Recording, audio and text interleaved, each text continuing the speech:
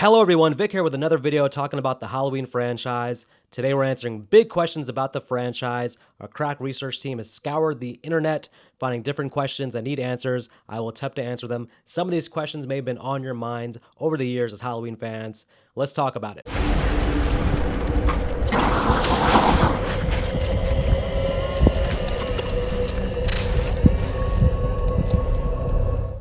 Let's start with number one. What if the original movie would have been called The Babysitter Murders as originally intended? Well, I think it might have been the original idea of Mustafa Khan to call the first movie The Babysitter Murders, which makes sense. If you think about the plot of the first movie, Michael Myers going around killing babysitters like Laurie Strode, like Annie. But somewhere along the creative process, somewhere along the way, they figured out that the title Halloween had never been actually used for a horror movie, which is amazing to me because you would think in the very first horror movies being made, somebody would have used the title Halloween, but no. It was saved there for Halloween 1978. No brainer to use that as a title, have the movie take place on Halloween. Perfect. But what if it would have came to theaters as The Babysitter Murders? Well, that's very generic sounding in terms of the title. I do think it would have affected the franchise. I do not think the movie would be as classic. I know it's kind of silly because it doesn't change the movie. It's the same movie. Everything's the same except around the opening credits, the title, The Babysitter Murders flashes on the screen. John Carpenter's The Babysitter Murders. I just don't think it has the same legendary classic feel to it. I don't think it has the legs. I don't think it has the same legacy. The Babysitter Murders make it lost in the fray of 1978. I could be wrong. I mean, maybe it would have an amazing impact, and you'd have The Babysitter Murders Part 2, The Babysitter Murders Continued, The Babysitters Are Still Getting Murdered. You could have just kept doing a franchise with that title, but I think we should all be very thankful that the Halloween name had not been used yet, and they were able to use that for the first movie. Okay, what version of Michael Myers could beat Jason? Well, this is a case where Halloween fans always want to take a step too far in the Michael Myers is a badass direction. Michael Myers is a badass. Michael Myers could take out almost every human being in the history of the planet except Busta Rhymes, except Corey, young Corey. But most human beings Michael Myers could take out in hand-to-hand combat. Most situations, Michael Myers walks into a room, he's walking out, badass, complete badass, but it's almost like the two franchises are so competitive that they have to take it one step too far. They just have to compare Michael Myers and Jason, and I'm here to tell you, most versions of Jason would kick almost all versions of Michael Myers' ass. I don't think it's like, I mean, all right, well, this question's asking what version of Michael could beat Jason. Okay, well, Rob Zombie's Michael Myers, I think, probably could take out Jason from Friday the 13th Part 2, 3, and 4. That version of Jason still had superhuman strength, but was able to be taken down by final girls who outwitted him and took him out for the most part. And then also young Tommy Jarvis was able to take him out as well. So Rob Zombie's Michael Myers probably physically can match up with Jason from the earlier movies. Thorn Michael from Halloween 6, Curse of Michael Myers, maybe can take out Michael or take out Jason from, again, Part 2, Part 3, and Part 4. In terms of human Michael from Part 1 and Part 2, people say all the time that human version of Michael from 1 and 2 can stand up to human Jason from Friday the 13th, 2, 3, and 4. I don't know about that, man. I mean, I think that Jason from parts 2, 3, and 4 gets underrated. He does have superhuman strength. He moves very fast. He's cunning enough and smart enough to have survived in the woods. The man built a damn shack in the woods, has been living off of whatever animals in the woods. So he's really not as unintelligent as some people might think. Jason from part 2, 3, and 4 is, you know, he's survived a lot of shit in the woods there for years, raising himself amongst the wolves. So I mean, I think people think it's a slam dunk that Michael Myers is going to outsmart Jason. I don't know. I still think that even Jason from parts 2, 3, and 4 can compete with most versions of Michael. All right, let's put this on the table. Jason from part 6 on, Zombie Jason, clears any version of Michael Myers. I'm sorry. Rob Zombie, Michael Myers, Thorn Michael, new Halloween 2018 Michael. There's no version of that Michael that takes out Zombie Jason from part 6, part 7, part 8. Michael's only chance is that he encounters Jason from 2, 3, and 4. Even then, I don't think it's a slam dunk at all. I think that Jason still has the edge in most cases there. Okay, would Michael Myers work in a TV show? Well, the franchise is planning to do a TV show, I believe, so they're going down that route. Will it work? It remains to be seen. I don't know. I don't think Michael Myers lends itself to a TV show. The TV show is probably going to explore more of his mythology, give him more of a background, more character exploration for Michael, and it's probably not a good idea. I mean, it's not to say it's going to go off the rails completely like the Thorn stuff, but I don't know. I don't know how they're going to spread that out. Horror TV shows, hit and miss. Apparently, the Chucky show is really good. The I Know What You Did Last Summer TV show was terrible. The Scream show had, I guess, one or two good seasons. Hit or miss. But I just would rather keep Michael on the big screen. If I had my way about it, just wait till 2028, 50-year anniversary. Michael Myers back on the big screen, new story, reboot, no Laurie Strode. Forget the TV show, but it seems like they're leaning that route, so we'll see how it goes. Okay, is Michael Myers a human being? Well, this is the age-old question. Is he human? Is he half human? Is he just simply pure evil? And what does that mean in terms of what actually makes up his inside? Well, technically he's a human. I mean, he has, if we cut open his insides, look inside with an X-ray, we'll find human organs, human blood, a human heart. So technically he is human, but he can do things normal human beings cannot do. He can withstand punishment that normal humans cannot withstand. So there is an element to him that is beyond human. As intended by Michael Myers, by John Carpenter in the first movie, he is a boogeyman. He is not quite human. His strength level, him taking 6 shots, getting up, walking away, everything he did in Halloween 2. He's not really human, but technically he's, I mean, if you had to call like, okay, what is he like in terms of his species? He's a human being, but he's an elevated human being. Basically, he's elevated. Maybe chromosome wise, there's something in him that allows him to do things that aren't quite human like. So I'm gonna say, technically, definition wise, textbook, he's a human being, but we all know he's more than that. So, should the franchise have moved away from Jamie Lee Curtis? This is a tough one because I do think the franchise has relied on Jamie Lee Curtis way too much. And a lot of that's because Jamie Lee Curtis has infinite, continuous, ongoing star power. She's been a star since the 80s. Credit to her. She has an amazing film career. So when she comes back and does Halloween, it's always a big boost box office wise to the franchise. And for that reason, you have to say it's been an overall net positive because the franchise before H2O, it's about to go down the Hellraiser route where it was going to be direct to video. And once you go direct to video, it's not always easy to come back from that. So the franchise was in dire straits prior to H2O. Jamie Lee Curtis made the decision to, hey, I want to come back, 20-year anniversary. That kind of gave a Michael Myers renaissance with H2O and then, of course, falling completely flat with Resurrection. And then again, Halloween 2018. I mean, who knew where the franchise was going before Halloween 2018? There was the Rob Zombie movies, love him or hate him, had left the franchise for dead. Halloween 2018 comes back and one of the biggest slasher movies box office wise of all time. So the truth is, Jamie Lee Curtis has been needed to keep the franchise relevant. Now, that said, my personal favorite movies, my favorite timeline is the original timeline that goes like 1, 2, 4, 5, 6. I mean, I'm a Dr. Loomis person, so a lot of Halloween purists like me, we love the Dr. Loomis movies. We feel like Dr. Loomis is the true protagonist of the series. The battle between him and Michael is really what's going on. That's really the meat and bones of the series. But from keeping the franchise relevant, the advantage that Halloween has over Nightmare on Elm Street, over Friday the 13th, is Jamie Lee Curtis. They have a box office star protagonist that they can rely on to come back and always, juice some energy into the franchise. So it's been a huge net positive. But for the future of the franchise, because just from an age standpoint, you can't keep relying on Jamie Lee Curtis and Laurie Strode. You need to move on from Jamie Lee Curtis. You have to move on from the character Laurie Strode. Nobody really wants to say reboot, I think, of a new Laurie Strode actress. I think the character has been explored as much as it can be explored. It is time to move on. But I don't fault the past movies for relying on Jamie Lee Curtis because it's just, if she wants to do it, you have to involve her because it means box office moolah. So, okay. What is the best timeline? The best timeline from a technical standpoint, in my opinion, would be 1, 2, H2O. Don't include Resurrection. Ignore Resurrection. I know that some people think you have to include Resurrection, but no, you don't. Just assume the end of H2O is the real Michael Myers, not a copycat. Within that specific movie, there's no indication that is a paramedic. Just watch 1, 2, H2O. I think you have a complete trilogy that makes perfect sense. That is the best timeline.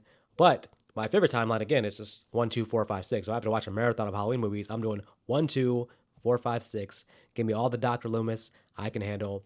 But I think technically 1, 2, and H2O is the best timeline.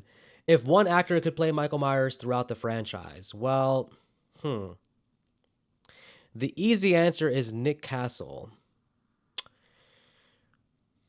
Interesting. If Halloween 2 Michael ends up being the Michael for the rest of the franchise, that's pretty interesting as well.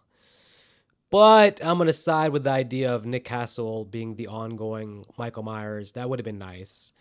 Certainly in part 2, the mask would have fit his face probably a little bit better since it was the same mask. You'd have that continuity.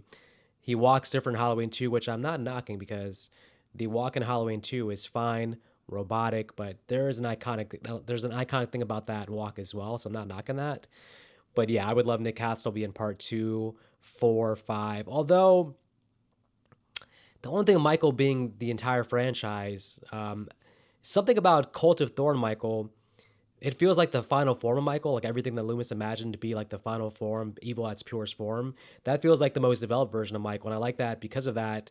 It's a big, bulky version of Michael. So I would have liked like Nick Castle if he did the entire franchise, at least for one movie, to bulk the hell up. Be like, okay, he's been juiced to the gills with the Cult of Thorn, and that literally caused him to like steroids, just gain tons of muscle and be the big bulky badass that he is in Cult of Thorn, Halloween 6 Michael Myers. So I I would have liked Nick Castle to do most of the movies, at least part 2, maybe part 4 and 5, but I just love Halloween 6 Michael Myers, so I don't want to mess with that. Why does everyone hate Tina from part 5? It's true that Tina is probably the most hated character in the franchise. I try to reconcile that with myself on my last watch of Halloween 5 because even me growing up, I always hated Tina too. I was like, what is this sort of ditzy party girl who's like, Jamie's begging her to stay and hang out with her, and she just wants to get away and do normal teen stuff. But now, on this last rewatch, I really try to study what I think about Tina. And the fact is, I think Tina is an acceptable character who redeems herself by sacrificing herself for Jamie towards the end of Halloween 5. Why does everybody hate her? I think it's very simple. Because Rachel Carruthers was killed in the first 20 minutes of Halloween 5. Tina feels shoehorned as our new sort of big sister figure for Jamie because we wanted Rachel to be in that role. And once Rachel's taken from us, we have no choice but to take a backlash out on Rachel died too soon, and now we have Tina replacing her, and we don't like that. If Rachel was never in the movie, they just casting wise, character wise, decided to not bring back Rachel, and you would just start the movie with Tina already in the big sister role, let that develop, let it play out. I think people would be more appreciative of Tina, the character. And I have to say, I do like the actress a lot. I think whatever we say about the Tina character, the actress is going for it. She's adding a fun element to a character. It's not the usual type of character we see in that role. So it's a little bit different and can be a little bit off-putting at first, but Tina had good intentions and she did sacrifice herself for Jamie. So ultimately, she was a noble character. I just think that our love for Rachel makes it hard to truly get on board with Tina. Which movie in the franchise is actually the most underrated? Wow. So, what is the most underrated sequel or movie in the franchise? This is going to be a very polarizing answer because everybody's going to have a different answer. The Halloween franchise, you ask the same question, you get 10 different responses for almost every question you can ask. But I actually am going to say that Halloween 5 is the most underrated movie in the franchise. I know that sounds crazy because most people just hate Halloween 5 and put in the bottom 5 list. Truly underrated. Halloween 5 on the last rewatch. Again, I feel like it's outside of part 1 and maybe part 2. I think it's as much of a definitive Loomis versus Michael movie as you're going to get in the franchise. Loomis is truly the main character of part 5. Truly has to outsmart Michael. They have a cat and mouse chase. They're both trying to one up each other and intellectually outsmart each other. They have a final battle at the end, kind of a battle of the minds in a way. And I think Don Shanks does a reasonably good job as Michael Myers, and I do think there's a lot of great stalking scenes in the backgrounds with Don Shanks in Halloween 5 that feels like Michael from the first movie. I think it goes underrated that Michael in part 5 feels like the most like the Michael from part 1. It feels like the most continuation of his mannerisms, his stalking style, the way he's acting throughout the day. It feels like Michael from the first movie to me. It also feels like Michael from part 2 for the most part. Halloween 5, the most underrated movie. If you had to delete one movie from the franchise, what would it be? Delete one movie. Well, I'm going to go ahead and say Halloween Resurrection. And I don't hate Halloween Resurrection. But if you delete Halloween Resurrection, we really do get to have H2O be that definitive ending. And we just leave it at that. And then you can still bring back Jamie Lee Curtis for Halloween 2018. But man, you get rid of Michael getting his ass kicked by Busta Rhymes, which is one of the most embarrassing moments Michael Myers has ever had. So that's a win. You don't lose any great characters from Halloween Resurrection. They're mostly all mediocre characters. Rudy gets to live, probably go on to be a pretty good chef, maybe host his own TV show on the Food Channel. Yeah, let's get rid of Halloween Resurrection. Let's take that out completely. I'm cool with that. Which characters would I have not brought back to the franchise? Halloween's all about the returning characters who should have been left on the cutting room floor. I'm going to say that Lindsay Wallace and Tommy Doyle and Halloween Kills, I didn't need them to come back. I didn't need the whole plot in Halloween Kills about the survivors from the earlier incidents tagging together along with Miriam. Lindsay, I just feel like she had a pretty decent chase scene with Michael, but then she barely shows up in Halloween Ends, and I'm just like, well, why didn't she have a death scene then if you weren't going to use her in Halloween Ends? So I don't think she's needed because they didn't like expand on her character in Halloween Ends. And then Tommy Doyle, I've said it before, I'll say it again. I hate Tommy Doyle in Halloween Kills. I think it is a disservice to his character to have little kid Tommy from the original Halloween grow up to be that character. That character is just done terribly wrong, in my opinion. I wouldn't have brought him back at all. You just don't need Tommy Doyle. You have Lonnie. I don't think you need Tommy in that point. Which characters would I have brought back to the franchise if I could? Usually they do a good job of bringing back characters if they survive the previous movie. So I don't have too much on this list, but I'm going to say Sheriff Meeker and Halloween 6. Because in hindsight, Halloween 6 rounds out the Thorn trilogy. At the time, they didn't really see it as a trilogy, just part 4, 5, 6, but they weren't like labeling it the Thorn trilogy. But because it's the end of that timeline, Meeker is a through line for part 4, part 5. I know, we have to guess his fate in part 5, and some will point to deleted scenes or pictures from a magazine that show his bloody body in the police station at the end of part 5. But technically, canon-wise, we don't see Sheriff Meeker dead at the end of part 5. Bring him back for Halloween 6. Again, you have the new characters, which I like. Kara, you got Tommy Doyle back. Loomis is there. Sheriff Meeker fits right in. The final battle, he can be more involved in the final battle against Michael Myers. I'm down with Sheriff Meeker. Justice for Meeker, bring him back. Still bring him back. Why not? I mean, if the actor's still around, bring back the actor who plays Sheriff Meeker. What is the most underrated mask in the movie? The most underrated mask. Okay. The most underrated mask. I'm going to say the Halloween 5 mask. I know it sounds like this is like a Halloween 5 hype video, but I know it has like the long neck thing, and that's kind of weird, but there's certain scenes, certain lighting where the Halloween 5 mask looks really good. At no point do I like the Halloween 4 mask.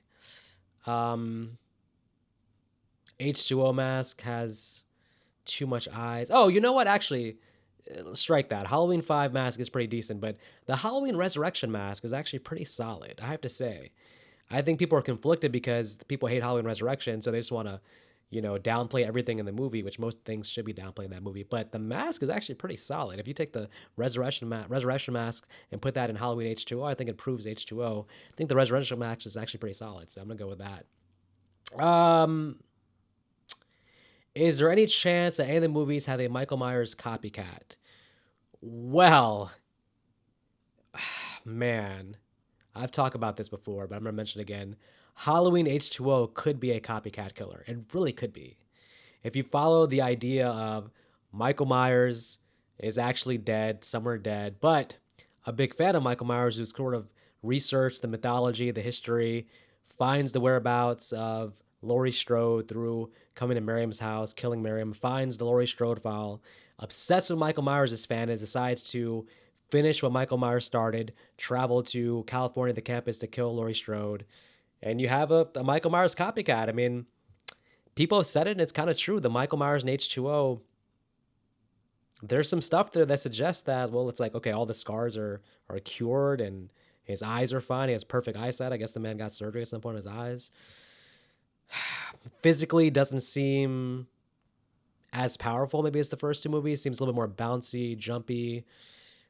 Eh, if someone, I mean, I know that the end scene is the paramedic, and technically at that point that's sort of whatever. But if you told me that Michael Myers now H2O was a copycat and was an actual Michael Myers, I wouldn't tell you that it doesn't make sense. To me, it does sort of make sense. I'm okay with that.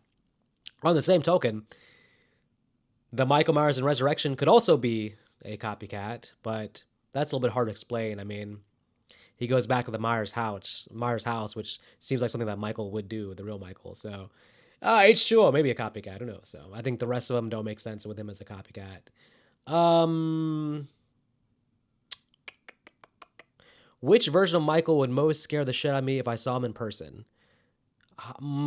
Curse of Michael Myers, Michael. Yeah, if I'm running from Michael and I look back and he's jogging at me in a hurry, the way that Michael is chasing them in the tunnel at the end of part six, I am just like, I'm flying to the ground, tripping over myself, just completely just kill me, because I'm just like, I'd be too scared to even run, to look behind me and see him running at me. Um, Really, that's probably it. I mean, they're all pretty intimidating, but Michael's slow walk in other movies, like the first Halloween, Halloween 2, he walks so slow that I legitimately feel like in most situations I can get away from Michael. I feel like unless he's directly in my face within like grabbing distance where he can grab my throat, I feel like if you give me a chance to run, I can get away from slow walking Michael. And we're not in the woods. It's not like Jason where he knows every shortcut in town. He's not gonna, have a GPS in his head like Jason has in the woods, where he's gonna just like walk around the corner and just always appear in front of me. It's not really Michael's thing. So I feel like most versions of Michael I could outrun. Curse of Michael Myers, I don't know. Scary seems to teleport as well. Rob Zombie Michael Myers also.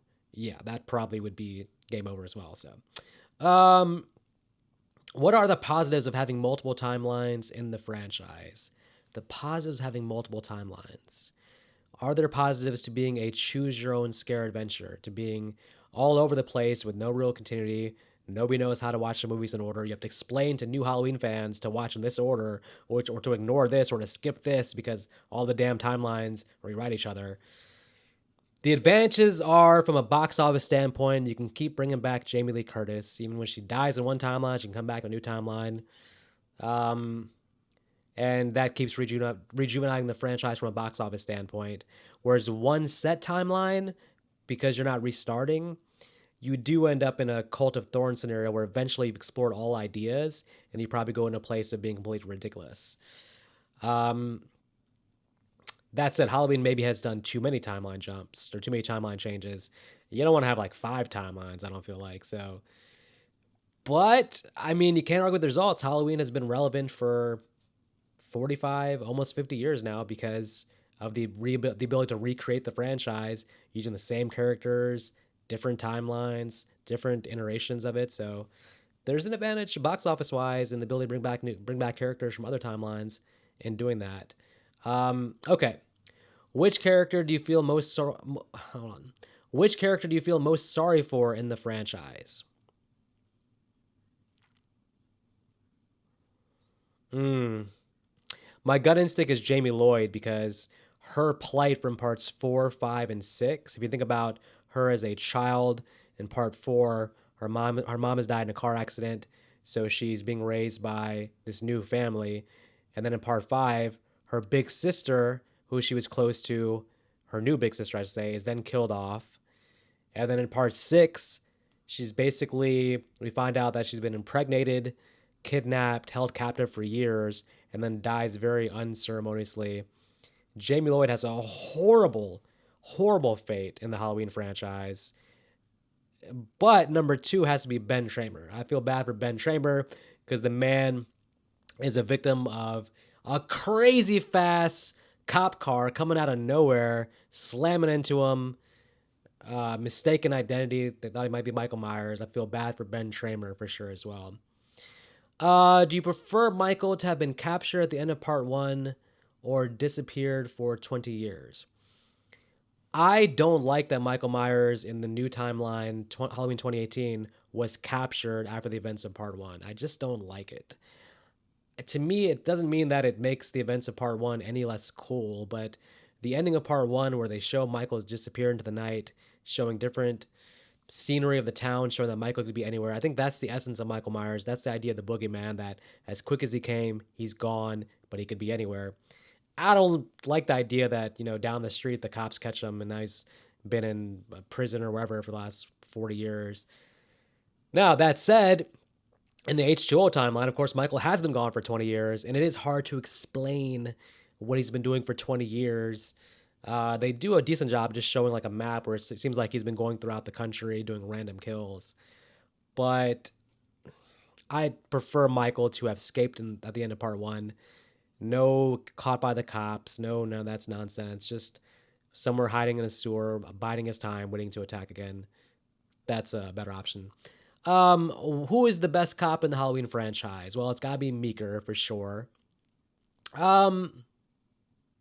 Brackett is pretty solid too. Although Brackett in the new timeline, again, a character that did not need to be brought back. You don't need to have him being like, "We're all entitled to one good scare." It's like, we don't need that. We don't need this guy remembering one random line that he said 40 years ago as a wink to the audience, and then this dude gets massacred by damn Michael Myers. Stupidly, that mob suddenly getting killed one by one. Stupid scene. Meeker is fantastic in part 4, part 5. The best thing about Meeker is that he almost immediately gets on board with Loomis and doesn't ask too many questions or is too skeptical hippo. He's on board, gives Loomis whatever he needs, backup, whatever. So Meeker is pretty solid. I didn't like Hawkins at all. I don't even Hawkins. Hawkins really isn't the sheriff; he's just the cop. But we had the worst sheriff ever in the new franchise. But Hawkins died at the beginning of or at the end of Halloween 2018, in my opinion. Ran over. No reason for him to be giving monologues and big speeches about Michael and Halloween Kills. Didn't care about his backstory about him accidentally killing a cop. Irrelevant grocery shopping old man and Halloween Ends. Going Meeker on that one. Which version of Annie do I prefer? Nancy Loomis from the very first movie. I, like everybody else, am a big fan of Danielle Harris. Amazing actress, always has been since a kid. Amazing actress as an adult. But there's no question that Nancy Loomis gives the most iconic portrayal, the definitive portrayal of sarcastic, witty. It needs to know that when she opens the car door, the car was previously locked, and should think about that before getting in the car and getting choked out and killed. But basically, that is the definitive portrayal of Annie, in my opinion, and that's Nancy Loomis. What part of the story still feels untold? Is there anything in the franchise that feels like could be expanded upon? I could still see an entire movie of Michael as a kid in the hospital interacting with Loomis, Loomis trying to help him, Loomis slowly realizing that this kid can't be helped, that he's pure evil. The whatever made Loomis the 7 years where he's like 7 years of trying to reach him and then 7 years trying to keep him locked away. I'd like to see that as a movie. They hinted at it a lot with the first Rob Zombie movie, but then they went in a different direction, straight remake. But I would have liked to seen that be the entire movie, basically, just him as a kid interacting with Loomis, maybe killing other patients there, doing stalking scenes as a kid. I think that'd been very interesting to see that, and they could still do it, but I'm guessing they feel like there's not enough money in that they feel like the audience is going to want to see an adult Michael Myers. So I understand that. Okay, well that's it. That's all the questions here. For Halloween fans, if you have any more questions or things you want to see addressed, let me know in the comments. I will say this for Halloween fans, the next few months, it's going to go away a little bit because I'm going to be turning my attention to the Friday 13th franchise, which, hey, I have to say, I'm a fan of all the franchises. I have to spread the love. Jason Voorhees, we're going to dive deep into his character, the movies. We have the only Friday 13th this year is actually in June. So we're going to be doing a lot of Friday 13th videos. Don't worry, Halloween will come up eventually again. October is coming up in 5-6 months. But the next few months, we're transitioning to Friday 13th. So if you're a Jason fan, stay tuned. We're going to a bunch of videos about that. As to everybody, if you haven't subscribed and liked this video, please subscribe. We're getting very close to 1,000 subscribers, which has been the goal for a while now. It's like a slow crawl to it. But I have the utmost faith in everybody that's been watching the videos. We thank you very, very much. Appreciate always the thumbs up, the comments. You guys are awesome. Until next time, you guys take care.